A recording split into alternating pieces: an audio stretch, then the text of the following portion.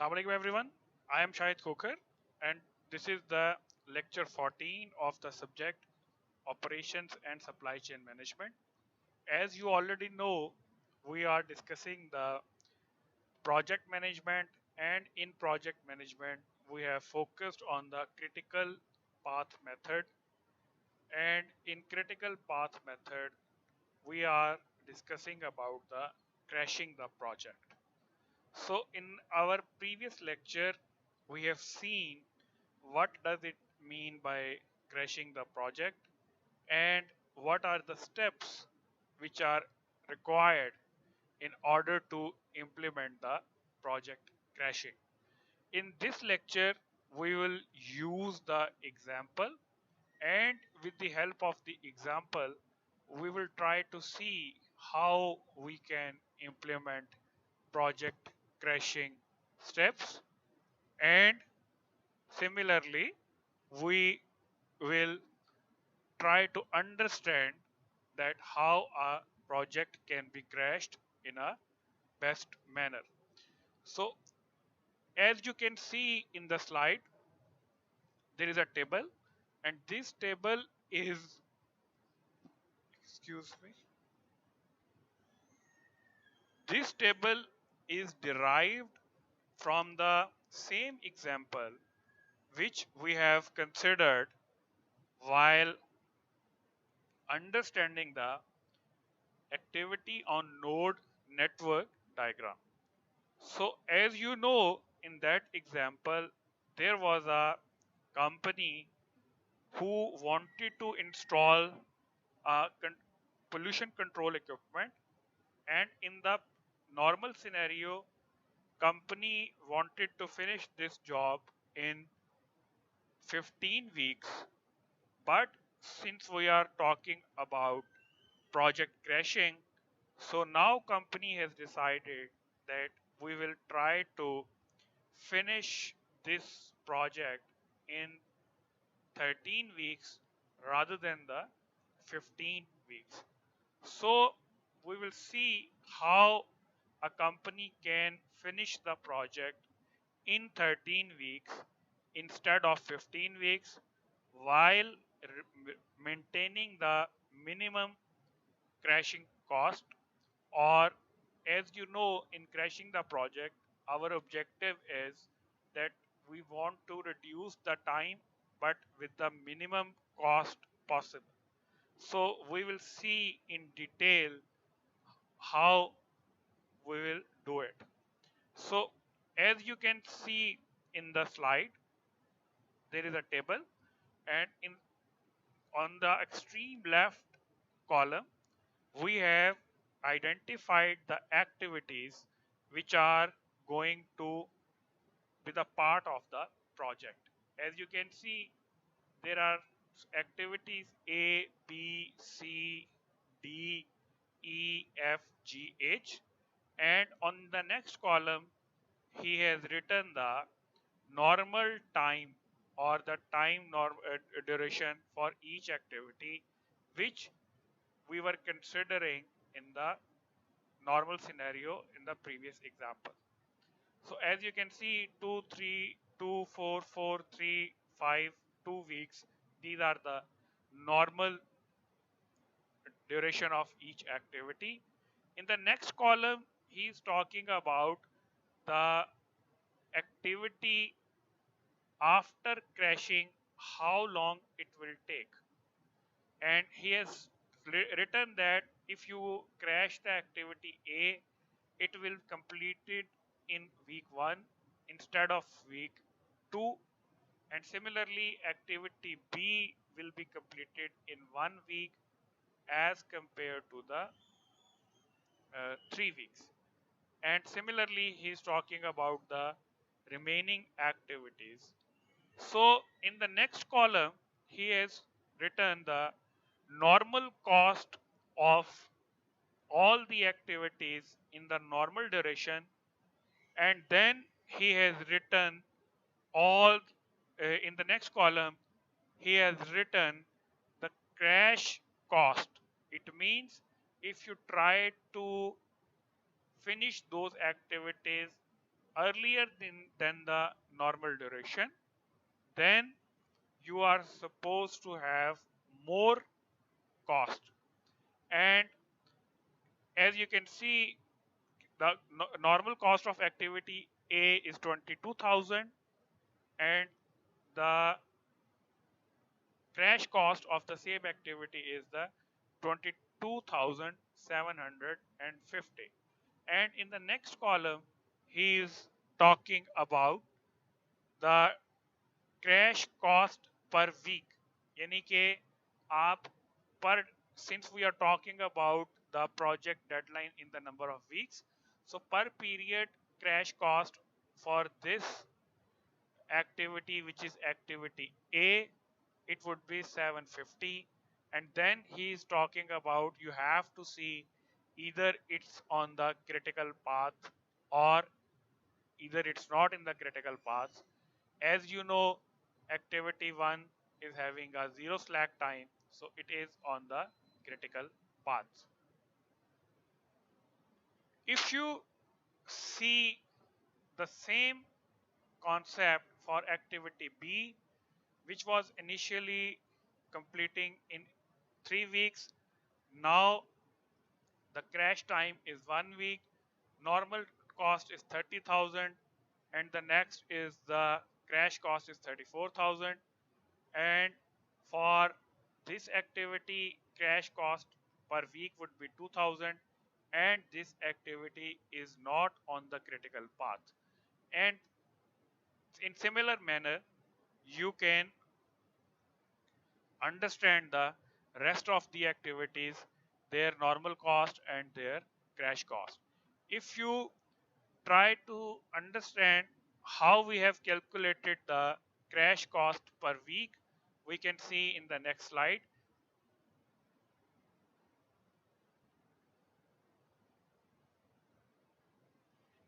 In this slide, with the help of a diagram, he is trying to explain the crash cost per week for activity B. And as you can see from the slide, he is trying to plot the time on the x-axis, which is in weeks, and cost on the y-axis. And the normal time for this activity is 3 weeks, and at this time the normal cost is actually here, this one, 30,000. But if you crash this activity from 3 weeks to 1 week, it means the total cost will increase from 30,000 to 34,000. And with the help of this formula, crash cost per week, where you are mentioning the crash cost minus normal cost and normal time minus crash time. 34,000 is the crash cost, 30,000 is the normal cost, 3 weeks is the normal time, and 1 week is the crash time. So for activity B, you have divided 4,000 divided by 2 weeks, and you have got the answer of 2,000 per week. That is the crash cost per period. So moving back to the slide,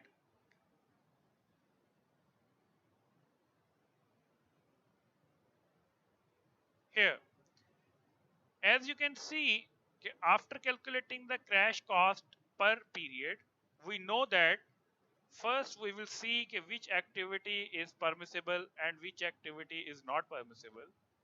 And activity A is permissible activity.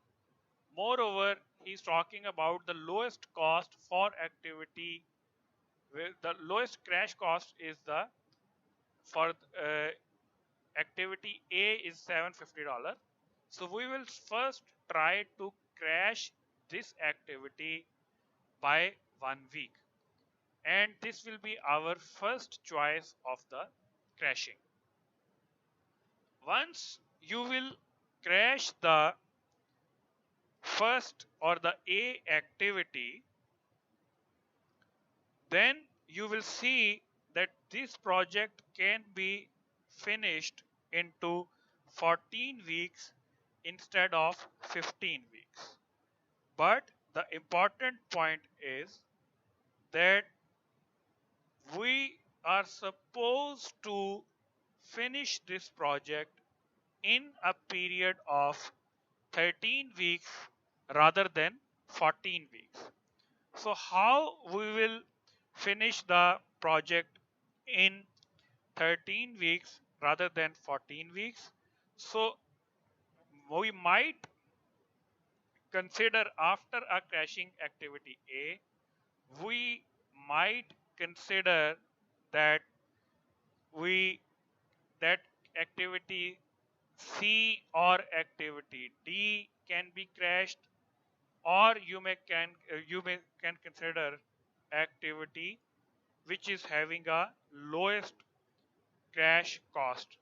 So as you can see from the table that activity C has the lowest cost in the whole project, but there is a very important point, and that important point is, after reducing the crash cost, or after crashing the activity A, you have find another critical path. And how you can see that there is another critical path? Once you will change, let me see with the help of the slide to you here. In the normal scenario, this activity is taking 2 weeks, but in the crashing scenario, this activity is taking 1 week. If you put the value of 1 over here and then try to calculate the forward pass, so this value would be equal to 14. And if this value is equal to 14, then you should also try to calculate the backward pass. And once you will calculate the backward pass, so you will see this activity B and activity D, they also will have a slack time is equal to 0. So before crashing this activity, there is only one activity, there is only one critical path which starts from A, C, E, G and H, whereas after the crashing activity you will find another critical path B, D, G and H. So in order to decide which activity would be your next crashing activity, you have to consider both the critical paths, this one and this one. So if you don't consider this critical path, maybe you can go to crash the activity of C, and similarly maybe you can consider crash activity of D. And if you crash the activity C and D, in that scenario your project will be finished in the due date. But we are considering the second critical path as well. So in that scenario, we can see this activity which is called the G activity. And G activity is a common activity for this path, which is the normal critical path, and for this activity, which is a critical path after crashing. So if we crash this G activity, for this activity the cost required would be 1500, and with the help of crashing this activity we can easily achieve our revised due date. If you go into the previous slide, here you can see activity G is having a 1500 cost, and if you don't consider this activity, in that scenario you have to consider these two activities. So in that scenario, the reducing crashing cost would be 1000 for this activity, 1000 for this activity, that is 2000. Whereas if you, instead of crashing these two activities, if you only crash G activity, which is a common activity of both the critical paths, so your crashing cost would be 1500, which is lesser than the 1000, 1000, 2000. So as you know, we want to reduce the time but with the minimum possible cost, and that minimum possible cost is possible if you crash the activity G. So while meeting the deadline, first we will crash this activity, which is A, and it will involve the cost of $750. Then we will crash the activity G, which involves the cost of $1500. And after that, our total cost would be 2200 2000 $2,250. That would be the crashing cost of the this project, and with the help of that you would be able to meet the revised deadline. So hopefully you are clear about the concept of the crashing the project with the help of the example. If you have any question, you may comment on the Google Classroom, or you may consult with your co-teacher. Thank you so very much for this lecture. See you on the next time.